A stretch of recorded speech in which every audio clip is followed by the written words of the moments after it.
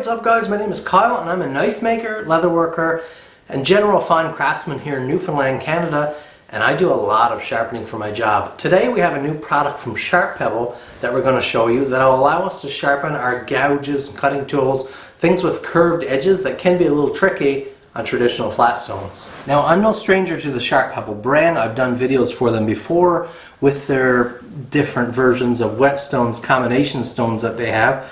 But this is something a little different today. Like I said, we have a couple of grooved stones. This comes as a kit.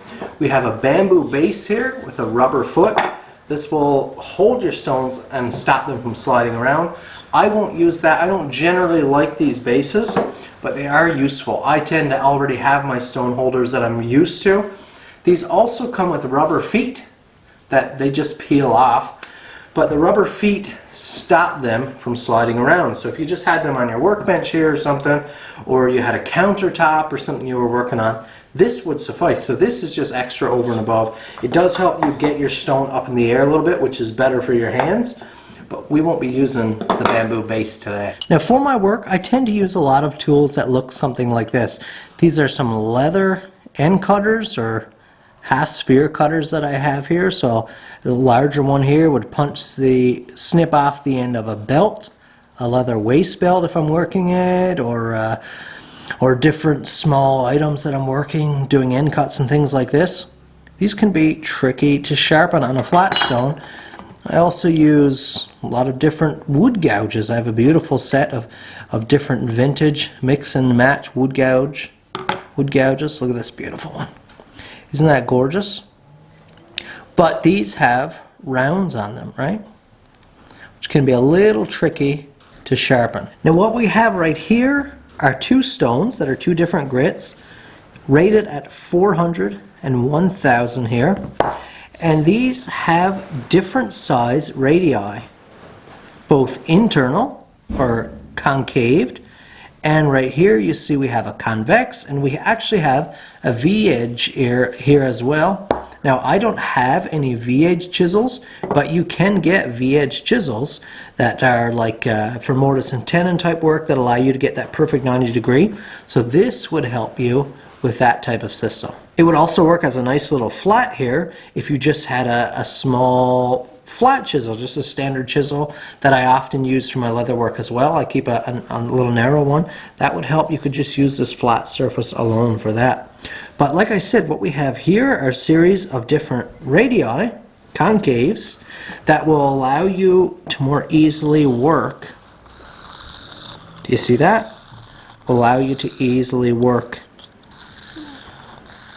convex surfaces like this, which can be tricky. So this will help you maintain the formation. Now, you can't really expect your items to fit perfectly in that concaved. There's going to be a little bit of working, but that's fine. The fact that you have any level of concave meeting your convex surface just makes things easier. It just wants to hug your tool, your edge, and it's going to stop you from malforming it over time. So we're going to start here by giving these stones a little soak. I'm going to take those rubber feet off for this soaking.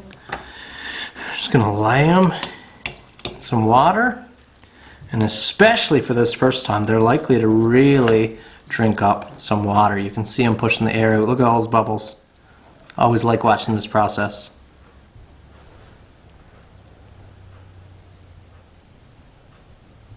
So let's pull our stone out here, and on second thought, I think I am going to use that stone base there. So I'll put my foot on, set it inside, should just squeeze down snug inside. Very snug fit. And we're starting with our 400 here. And now, let's say we're going to sharpen this one here. We find the one that best fits. So the closest concave without being smaller, and that would be this one right here. This one here is too small. And we can get to work. Now you can do it in strokes like this, or you can choose to roll it. You want to make sure you cover the entirety of your angle from left to right, but the main angle you need to hold is this tilt here. You want to maintain a tilt or lean to your tool that keeps your angle consistent. And here, unlike with a knife where you're having to sweep up, here it's just straight back and forth. So you can work like this, and you can work around, at least if you have some heavy work to do. Or you can make those passes like so. Having a convex or a concave groove like this really is a nice experience. Add a little bit of water. We're just going to work until we've established a new bevel.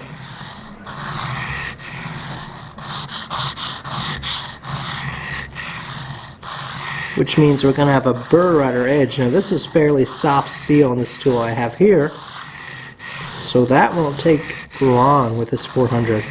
Just like with the sharp pebble flat stones that I've used, there is a nice consistent texture. This is a 400. It does feel coarser than a 400 to me. So I know some people like to wonder, or I'll most likely get questions about that, but whether I feel it's an accurate grit rating. It feels a little more coarse to me. But it is a nice feeling stone. So I'll just finish up here now with some full passes, cover the full edge just to make sure everything's rounded together nicely. Very nice, that cuts pretty well. Now I'll switch to the 1000. Have it nice and wet here. Stick with that same groove.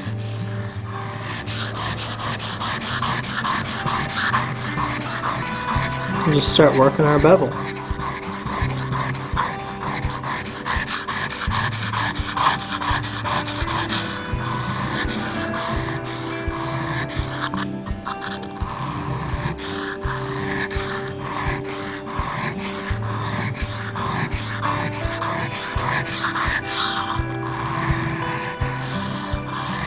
Now this 1000 feels a little more true to 1000. Maybe like a King 1000. Not like my Shapton Glassstone 1000. It's not nearly that fine.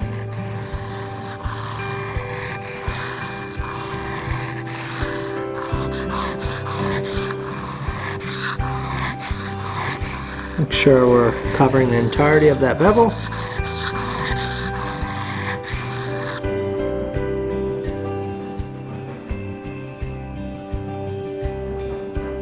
Very nice.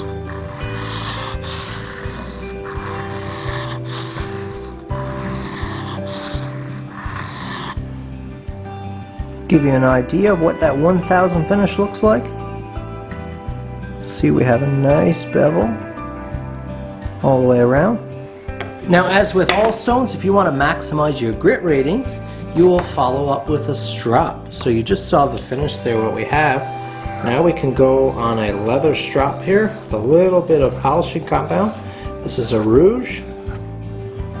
This will just help refine our results because this isn't a super fine stone. And although that 1000 is fine for the work that this is going to do, which is punching leather, you just need a nice crisp, sharp bevel. You can refine it with just a strap. We'll show you the results of that just here in a second.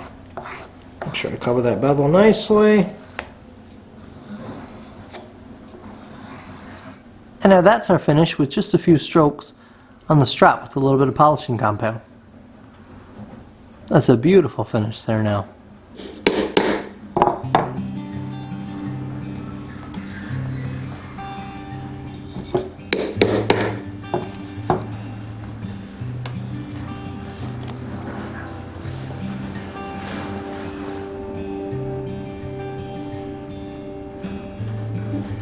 Now, of course, if you're in a pinch or you don't have any other stones, the back side of these are perfectly flat. So, for your pocket knives, no problem. I've sharpen lots of knives on stones smaller than this. My first little Arkansas stone set from Canadian Tire, a tiny little set.